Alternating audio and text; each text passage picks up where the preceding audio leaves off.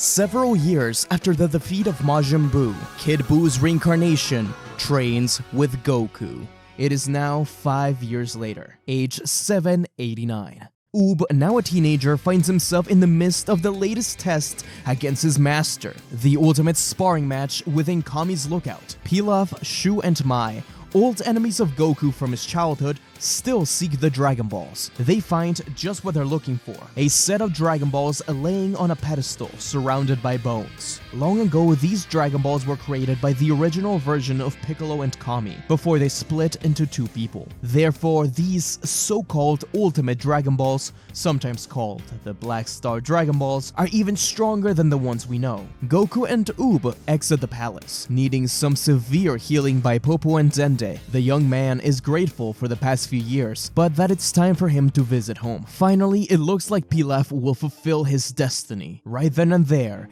Ultimate Shenron appears above the palace. Goku, realizing something is up, walks in on the crew right before they make their wish. Attempting to quickly dispose of Goku, the Pilaf machine fires torpedoes, only to be easily stopped. Pilaf curses their grown-up Goku, saying that he wishes he was a kid again, as he was so much easier to deal with. Ultimate Shenron takes this as Pilaf's wish, his eyes shining as Goku shrinks in size and reverts in age, looking like a 14-year-old once again.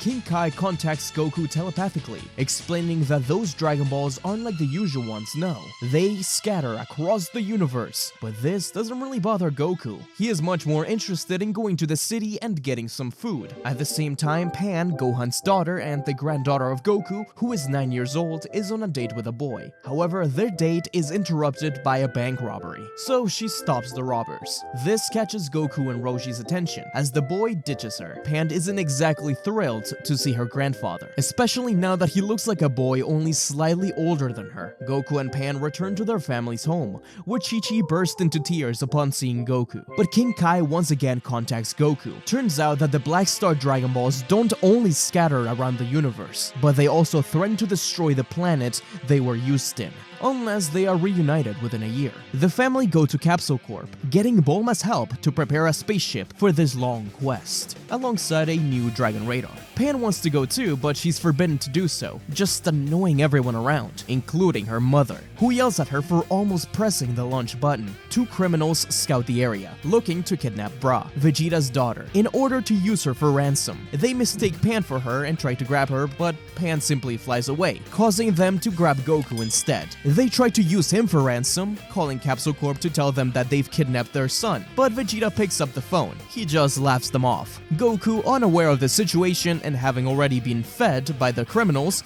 brings them over a payphone to try again. But Goku doing this just scares off the criminals, so this Saiyan returns to Capsule Corp. Pan goes off to hang out with her other grandfather instead, Mr. Satan. She wants to be seen as an adult, and is annoyed that everyone treats her like a kid. Surprisingly enough, Mr. Satan actually understands and validates her feelings. Trunks, who is now Capsule Corp president, is tired of his office work, so he speeds off from his office, free as a bird, only to be found by Vegeta. Vegeta drags Trunks and Goten, who was in the middle of a phone call with his girlfriend, telling them that they'll be the ones to accompany Kakarot on this quest. Meanwhile, Goku and Trunks walk inside, but they find a huge surprise: Pan.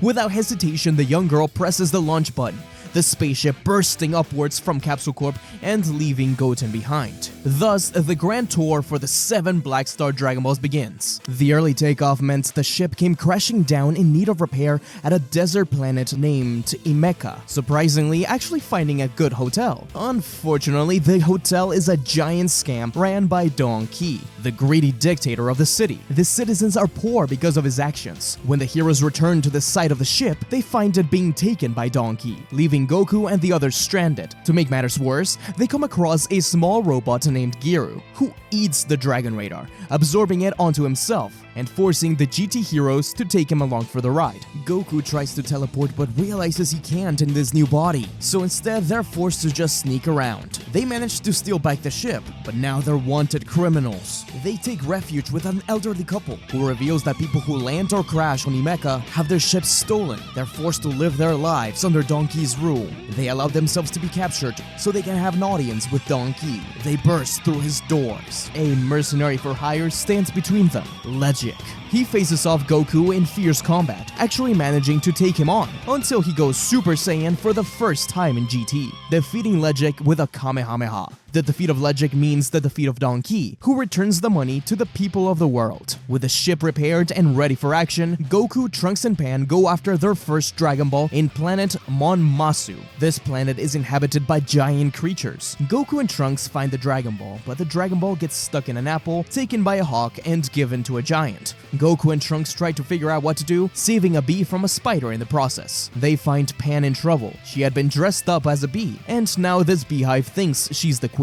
The real queen was actually the bee saved by Goku and Trunks, and once reunited, Pan is freed. They continue trying to find the Dragon Ball when Goku smells something cooking. The team find the giant eating the apple with the Dragon Ball stuck in it, getting a giant toothache from the Dragon Ball lodging into his tooth. Goku helps the giant out the only way he knows how, by knocking his teeth out, retrieving the 4-star Dragon Ball, and the team continues on their adventure. Galbo is the next planet. This time the Dragon Ball was found in a hairpiece worn by a village princess named Lina. The village has been terrorized by the monster Zunama, who causes earthquakes through his whiskers. In order to learn more, be a callback to the Oolong encounter and defeat the monster, Trunks is dressed up as a bride who will marry Zunama. With the help of the other villagers, Trunks uses a sleeping agent in Zunama's food, where Duma, Lina's fiance, cuts off one of his whiskers. But he wakes up. He threatens the warriors with a volcanic eruption, but once the earthquake stops and Zunama continues playing his trick, Pan realizes that he was lying. Zunama wasn't actually causing earthquakes,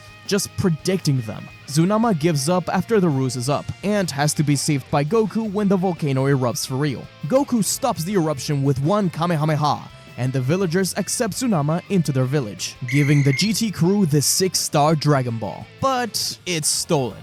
Bon Para Para had disguised himself as a villager, stealing the Dragon Ball for an unknown entity. Bon Para is one of the 3 Para Para brothers, mercenaries working for a man named Muchi Muchi, whom they give the Dragon Ball to. Muchi Muchi serves as a Lud cult leader. The cult turns people into dolls and feeds them into Lud, gathering energy for his god. However, there is one more Dragon Ball with Goku, and they must retrieve it. Goku and the others end up in an asteroid field with Maumas, giant space worms. The brothers sneak into their ship trying to find the Dragon Ball, but it's not there. It must be with Goku. They use their strange dance powers to keep the heroes in a dancing loop, where they are completely defenseless. It seems like the brothers have won, but the space worms attack again. This stops the dancing loop and lets Goku and the others escape and beat up the Para Para brothers. While Pan is looking for the Dragon Ball inside their ship, it is recalled back to the Lud cult. Now Goku and Trunks must go after it. And returning to the Lud cult, Muchi Muchi retaliates by transforming Pan and the brothers into dolls, where they are fed to Lud. With Pan's life on the line, Goku and Trunks battle Muchi Muchi and his lion, whom they easily defeat, revealing that the whip was actually the real Muchi, but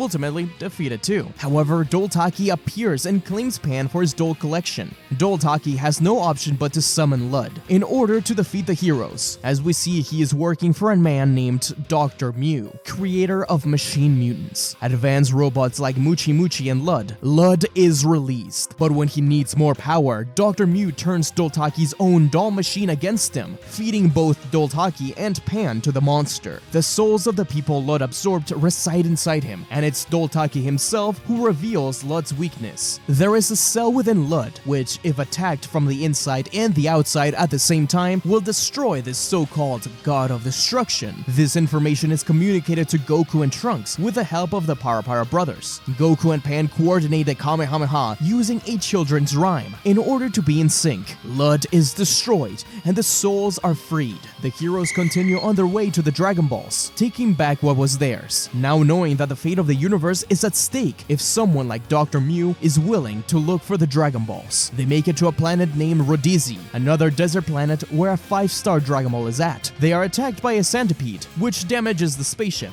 Trunks thinks it would be wiser to stop by on Earth and drop Pan off, and then continue with Goten, which really bothers the young girl. In order to prove that she is indeed useful, Pan tries to find the Dragon Ball herself. Gyro follows her, but the heat gets the better of her. She collapses. But thankfully, Gyro keeps her safe by keeping giant scorpions away, and even finds water and the Dragon Ball. With a 5-star Dragon Ball in hand, Goku and Trunks apologize for dismissing Pan, and finally repair the spaceship. Doltaki travels towards Dr. Mew in order to report his progress, but is approached by a different machine mutant with a message from Dr. Mew: death. While traveling through space, Gyro notices one particular planet and begins acting unusual, insisting that the planet is his home world and that he wants to stop by. They agree to visit in order to get food, but nothing is as it seems. This planet is inhabited entirely by machine mutants created by Dr. Mew, including General Rildo. Gyro had betrayed and led them into a trap. I guess you could say Gyro trapped and betrayed Goku on M2 for at least a few hours. Anyways, Rildo's elite Sigma Force appeared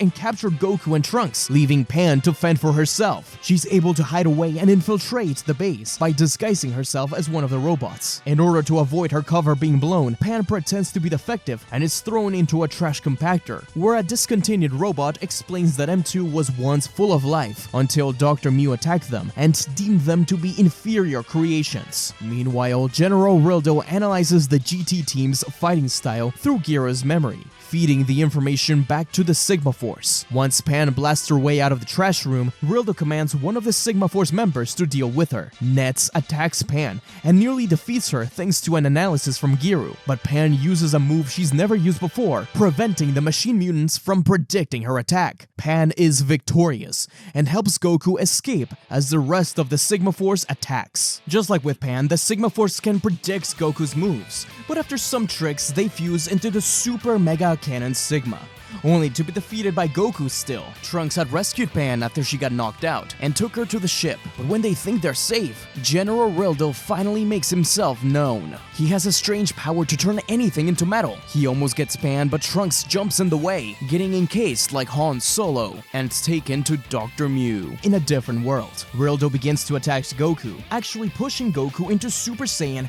in one of my favorite fights from GT. Against the ropes, Rildo once again calls on the Sigma Force by combining into Hyper Metal Rildo.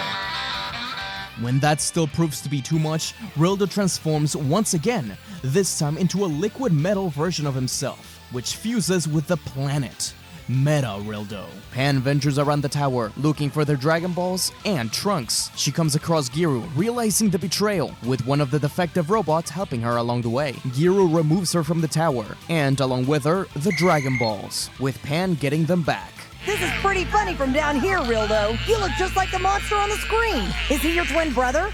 Pan attempts to help her grandfather, but the planet continues to fight against them, and they are encased in it just like Trunks was. Gyro accompanies them to the world Dr. Mew had made his lab, where the heroes are to be disposed of. It is here when Gyro reveals that he has been a triple agent all along. Gyro frees Pan and Goku, while the machine mutants try to keep Trunks away, causing Trunks to break into pieces, only for the real Trunks to appear before it, alive and well. Trunks and Gyro had devised a plan to figure out Mew's location and plan. Now they know everything. Trunks leads them into a separate room with an incubator inside. It contains the ultimate machine mutant, Baby. Mew's plan to take over the universe and turn everyone else into a machine mutant was nearly ready. Once Trunks realized this, he turned off the computer, keeping Baby alive, thus halting Mew's plan. The Doctor freaks out, slamming against the machine, when suddenly, smash. Without warning, Baby opens his eyes, glowing and changing into a flash of light, exploding in power. He has only a few things to say, but does say one word in particular. This is the birth of one of my favorite Dragon Ball villains. Mew admires his creation, only to watch on as his greatest accomplishment is blasted to bits by Goku, Trunks, and Pan. The whole lab shakes while they celebrate the reunion with Gyro. Dr. Mew had survived the attack and escaped to his own ship, but not before a small parasite entered his body through a cut. Once inside the spaceship, Dr. Mew continues his plan to create a new baby when he begins to twitch, convulse, and speak in 2 different voices. From his back burst his own creation, and the one-star Dragon Ball. The small creature had been pulling the strings all along. He now sets his final plan for revenge in motion against the Saiyans. Goku, Trunks, and Pan get back to M2 in order to get the ship, the Dragon Balls, and escape. As they leave, Rildo's arm shoots out to grab the spaceship, but they escape thanks to a triple Kamehameha. From Rildo's body emerges Baby. He has been following the GT team. Gear detects the one-star ball in a desolate spaceship getting pulled into a star. They investigate and find a Dragon Ball, but also find a young boy in critical condition, rescuing him and escaping before the spaceship is consumed by the sun. They take the boy to a hospital in planet Pittel. Get it? Hospital. This was a plan from Baby all along, as he jumps from the boy's body into the doctor and continues causing mayhem until Goku calls out his cover. Having realized Baby was the one to kill everyone on that ship, Baby takes this chance to jump into one of Trunks' wounds and attempts to take him over. Trunks manages to barely fight off Baby by transforming into a Super Saiyan, though the parasite escapes just in time by jumping inside of a woman at an airport. The team finds the 7th Dragon Ball under a tiger in planet Tiger. Great names, guys. This is when we make our way to Earth. Vegeta has finally shaved because of Bola's insistence. I shaved my mustache, you idiot!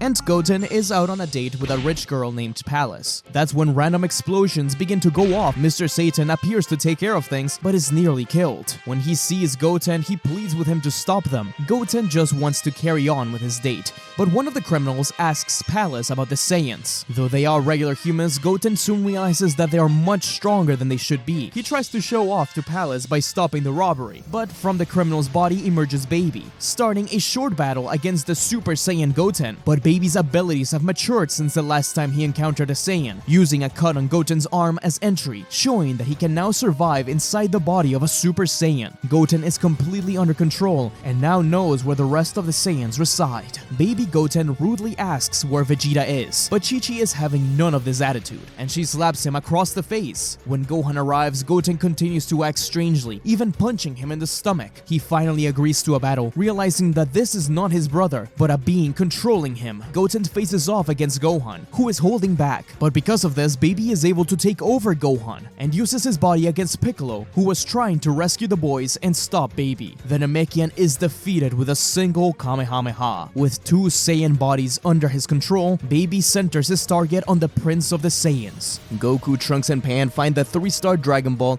inside of a dinosaur. Goku dives in and pops out of the dinosaur with it. Only 2 Dragon Balls left. Vegeta had gone shopping with Bola, who gets hit on while on the car, even though she's supposed to be 9 years old, but, you know, whatever. Anyways, Gohan intercepts the car, blasting it. Vegeta instantly realizes something is wrong, and he sends Bola back home in order to fight. Baby reveals why he's there, as he was actually the one to create Mew, and to only lead him to believe that it was the other way around. In fact, Baby has been in development for years upon years, as the plan of a race extinct for decades, the Tsufurujins, or the Tuffles. The Tuffles once shared planet Plant alongside the Saiyans, but their technological advancements were nothing in the face of the outstanding power of the Saiyans. The Tuffles were killed off, but the cells of the Tuffle King were formed into this creature known as Baby, and how Vegeta will be the main body. Gohan begins beating on Vegeta, dragging him across the street. Goten shows up to aid his possessed brother. The two move extremely fast around Vegeta, cutting him several times, until the Saiyan Prince explodes his aura into Super Saiyan, but the parasite enters Vegeta's body, taking over the Prince as the main host. Baby begins his plan to spread the parasite through small eggs until nearly every single human being is possessed. Finally, in space, the GT team finds the 2-star Dragon Ball in a snow-covered planet named Polaris. With all the Dragon Balls gathered, the team take them back home to Earth and give them to Dende and Popo. Goku also ends up deciding to remain a child, since he doesn't want the Dragon Balls going off into space again and continuing the countdown clock to destroy Earth. Surely, Earth is safe now and GT is over. Nope. As it turns out, since the last time we saw Baby Vegeta, he has begun spreading through every single person on Earth, including including Dende and Popo, who now plan to use the Dragon Balls to fulfill Baby's desires. Once they return home, it's obvious something is wrong. Their family and friends are acting all strange and mean-spirited. Trunks returns to Capsule Corp with Giru, who keeps saying that there's danger around, while Trunks is surprised that no one came to welcome him. Once he's home, his father shows up and knocks him to the ground, revealing that he has been taken over by Baby, as his hair changes to a white color, activating a parasite within Trunks, which he had left behind last time he tried to take him over. Now Trunks is under his control too. It doesn't take long before Goten and Gohan attack Goku and Pan, with a young girl being knocked out. Goku can't believe they're behaving like this and deals with them until Satan and Buu appear. Mr. Satan and Buu take care of Pan, revealing that Majin Buu was immune to Baby's mind control, and that Mr. Satan avoided it by being absorbed by Buu. Satan explains just what happened. Everyone on Earth had been taken over by some sort of parasite. Goku has more questions, but they're all answered as Baby Vegeta appears behind Goku. Baby fires a blast at Satan and Pan, but Buu saves them and escapes. It's clear Goku doesn't stand a chance against this new Vegeta, with the scale tipping even further in the Tuffle's direction as the evil Trunks and Bola appear as well. They close in on Goku, but Baby Vegeta tells them to back off as Goku is his prey. Son knows that he will need to use all of his power to face against Baby, transforming into Super Saiyan 3, but Goku's child body can't use the same power his adult body could, and Baby easily takes down Goku once he de-transforms. The Tuffle continues torturing Goku, but to his surprise, the Saiyan continues to smile, saying that he hasn't faced someone so strong in such a long time. Infuriated, Baby orders the other Saiyans to share his energy with him. Goku takes note of this, as Baby's power increases more and more, growing a jacket as he transforms into Super Baby, gathering even more power from the humans around Earth to create a revenge death ball and achieve a further evolution. Super Baby 2. Goku can't even move as the revenge death ball strikes him and the planet. Baby believes Goku to be dead and declares himself the ruler of the universe. Pan and Satan were safe inside of Buu, but the girl can't sense his grandfather's ki anymore. Fearing for the worst, she has no option but to remain in Buu, who pretends to be a slave to Baby as well. Baby sets the next step of his plan in motion, sacrificing Earth by using the Black Star Dragon Balls in order to wish for a new planet plant to rule over, and begin his new Tuffle Empire, taking Bulma as his wife. Capsule Corp builds a giant spaceship, transporting all his humans to this new world, as now the countdown clock for Earth's explosion begins. However, Goku wakes up. Kibito Shin had saved him with the use of Kai Kai, but the impact of the Revenge Death Ball caused Goku to fall into a different dimension, Sogoroku's domain. Now Goku must play a giant board game in the hopes to escape. However, as he continues to lose the game, he realizes that it's all rigged. The Dai is a living being. It turns out that Sogoroku and the Dai are a father and son duo of Space Tanuki. Upon his revelation, the dimension begins to fall apart, this rift giving Kibito Shin a chance to teleport in and save Goku and the Tanuki as well. Shin and the old Kaioshin explain everything that's been happening on Baby's planet, urging Goku to train while he can. Meanwhile, while infiltrating this new planet, Pan exits Buu and starts giving laxatives to a handful of people so they'll poop out Baby's parasite. But she's caught by Videl and Gohan, but someone kicks Gohan in the nick of time. Oob, Goku's pupil. Oob does what he can against Baby Vegeta and actually fares better than Goku did, but it's not enough. While watching this from the Kaioshin realm, Goku decides to help, but the old Kai stops him. It's clear they don't have enough time to properly train, so instead he suggests a drastic measure, pulling out the Saiyan's tail. Back on Baby's planet, Oob is knocked to the ground, and Pan does what she can to defend him, while Majin Buu and Satan watch with a heavy heart. Is there really nothing they can do? Buu's resolve is revealed as he pulls Pan and Satan away from the battlefield, saying one final goodbye to Mr. Satan, and that they'll always be best friends. Buu leaves and intercepts an attack from Baby aimed at Oob, but even as he tries to absorb the energy, it's too much, and the death ball explodes inside of Buu. Once again, Baby doesn't check for a body and simply leaves, unaware that Oob was still alive thanks to Buu. A vision of Buu appears, revealing to Oob that once, long ago, they were the same being, and now they must return to being one. Majin Buu grants Oob all of his power, fusing into Oob's most powerful state, Majoob. This Super Oob is so much more powerful, giving Baby trouble. Even so, Baby manages to avoid many of his attacks, with a candy beam turning people into chocolate. In one last attempt to stop Baby, Oob gathers his energy into a whirlwind of power, but Baby deflects it back at Oob, turning the boy into chocolate as well. On the Kaioshin realm, Goku flies out at full force, while the old Kai pulls his tail, finally returning it for the first time in so long. Perhaps this will give him the power necessary to defeat Baby. Kibito Shin takes Goku to Planet Tuffle, just in time to watch as his pupil is devoured by Baby Vegeta. Baby is surprised to see Goku alive but welcomes this new challenge. Goku begins the fight in Super Saiyan 3, and though it seems like he's doing better than before, once Baby throws him to the ground, he loses the transformation again.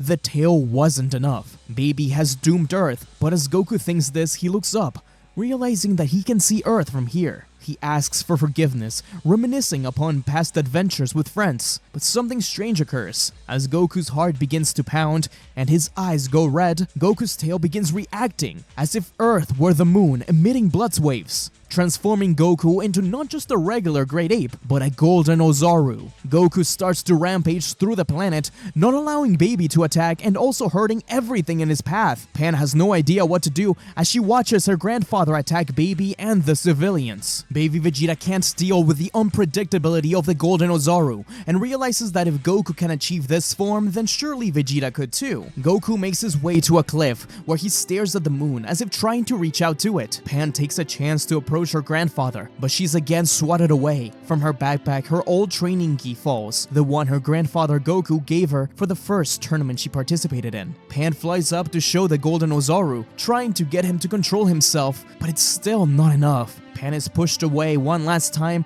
but from the gi, a mole picture flies onto Goku's finger. In it, Goku can see his family and his friends at the beach, in times of peace. Looking at it, he continues to reminisce, remembering just what he was fighting for. The last straw is a tear from Pan, as Goku takes a final look to planet Earth, shrinking down. This is a completely new state, Super Saiyan 4. The old Kaioshin's deductions were right after all. This form, covered in crimson fur, reverted Goku back to his prime, an adult body, stronger than ever before. He declares that this time he will defeat Baby. Goku crashes through Baby's control tower, where he was pushing Bulma into turning him into an Ozaru. Goku looks at Bulma in the eyes, and she responds with nothing but scorn and hatred. Goku can't forgive him for this. Baby and Goku continue to fight outside, as Goku takes attacks from Baby head-on, just to test his power, realizing that they barely hurt, even tanking a full-on revenge death ball without a scratch. Baby can't escape Goku now, as the Saiyan charges a Kamehameha to finish him off. Just then, Bulma tells Baby that she's figured out a way to transform him into an Ozaru even without a tail, by reflecting a huge amount of blood waves from the earth and into Baby. Baby Vegeta doesn't have a choice, risking losing control as he's hit with the blood waves, and the Kamehameha at the same time, transforming into a golden great ape that attacks the planet relentlessly. Goku protects Pan from these attacks, attempting to move Baby to the sacred realm, but Baby slowly regains consciousness and keeps Goku at bay. Now Baby is in full control of the Ozaru form, similar to Vegeta during the Saiyan arc. Goku does what he can to battle Baby, using his massive size against him, yet the cowardly Baby begins attacking civilians, even Chi-Chi, whom Goku rescues. Baby even fires a Gallic gun towards Earth, threatening those who haven't been moved yet. In response, Goku fires back a Kamehameha times 10. As the battle continues, Kibito Shin and the old Kai develop a plan to use the Ultra Divine Water at Kami's lookout to exorcise Baby out of the humans. Kibito Shin tries to Metal Gear Solid his way through the rooms, but is located by Dende and Popo. There are so many jars full of water, Shin just has to guess as he splashes them both until finally picking the right one. Baby's parasite is killed within Dende and Popo. Quickly, Shin takes the water to Planet Tuffle and saves Trunks and the other Saiyans. Meanwhile, Bulma blasts Baby with even more blood waves, giving him more and more power while Goku struggles to muster up his energy. Baby is winning the fight, pummeling Goku down to the ground over and over until Pan has seen enough and stops the attack, begging Baby to stop this and bring her parents back, firing blasts at Baby, but Baby is unfazed, even when Goku threatens him with a Kamehameha. Pan's fate is sealed until Trunks appears to defend her. Goten and Gohan appear too, freed from Baby's control. They want to help, and the younger Saiyans even offer up fusing into Gotenks. But Goku knows their power won't be enough. They have to save that for Dragon Ball heroes. Instead, he tells them to give him their energy just as they had with Baby before. They get away from Baby with a solar flare, getting a split second to gather energy, but Baby is relentless, charging a Gallic gun that will surely finish off this Saiyan lineage. That's when something stops him. Baby twists in pain as his stomach hurts him. From within, Oop had undone his chocolate beam and was expanding his energy, until Baby manages to expel out Oob and fires the Gallic gun. It all seems lost as Satan sees the Saiyans scattered around the battlefield, fearing for his granddaughter's death, until Super Saiyan 4 Goku descends with her safe and sound. He gives her to Mr. Satan. Goku turns to Baby, glowing with red energy. His super full-powered Saiyan 4 state reached. And no, I'm not making that name up. That is the official name he has during this state. The two expand their auras, titans clashing as a chase ensues. But nothing Baby throws at Goku is enough, even a full-on Gallic gun. The planet seems to be crumbling as lava spews out. Baby charges one more revenge death ball, which consumes Goku, threatening to defeat him. But Goku's resolve remains unwavered. He won't let his friend's sacrifice go to waste. With one final roar,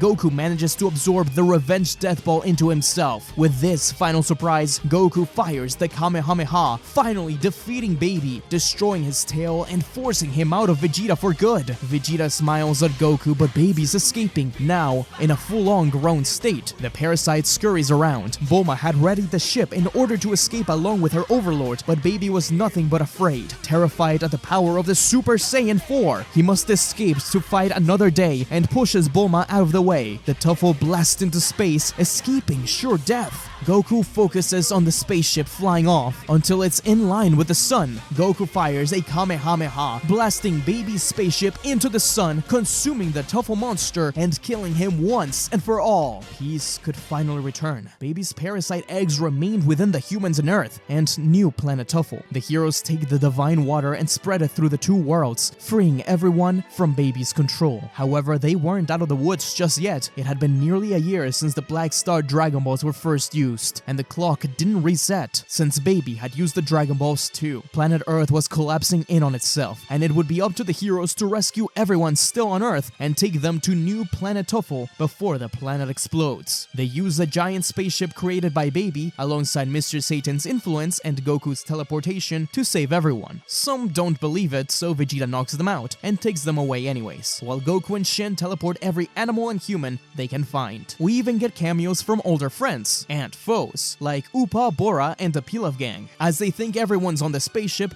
Goku finally rests, until a woman realizes her son is missing. Though Goku is exhausted, he teleports to Earth to save the boy and the dog, finding that Piccolo had just saved them from falling to their deaths. Goku tries to teleport them to the ship, but he has used all of the power of Super Saiyan 4. He can't leave now. Piccolo grabs Goku's arm and gives him all the remaining energy. Goku thanks Piccolo and teleports them all to the ship, smiling and turning to thank his Namekian friend, only to realize that he hadn't been teleported. Piccolo remained on Earth, with no time to rescue him now. In his last moments, Piccolo communicates with Gohan telepathically, telling him that he has grown so much. The last fight they had really impressed them with that final Kamehameha. They will always be friends, and he will always be proud. But it was because of the Namekian he once was that they are in this situation. The Namekian who eventually became Kami and Piccolo made the Black Star Dragon Balls, and now must be destroyed by Piccolo sacrificing himself along with the planet. Gohan begs Piccolo to reconsider, but the Namekian is already bleeding out. He thanks Gohan for everything. As both Gohan and Goku watch planet Earth explode, Piccolo has died. They grieve, but they must rebuild. The heroes go to planet Namek in order to wish for planet Earth to be returned to the way it was before, bringing peace back home along with the rest of the humans. The heroes get a last chance to celebrate with their old friends like Krillin, Roshi, Oolong, and Yamcha. A short period of peace has arrived. But that peace would not last, as in hell, Dr. Mew and Dr. Dro plotted their revenge against Goku.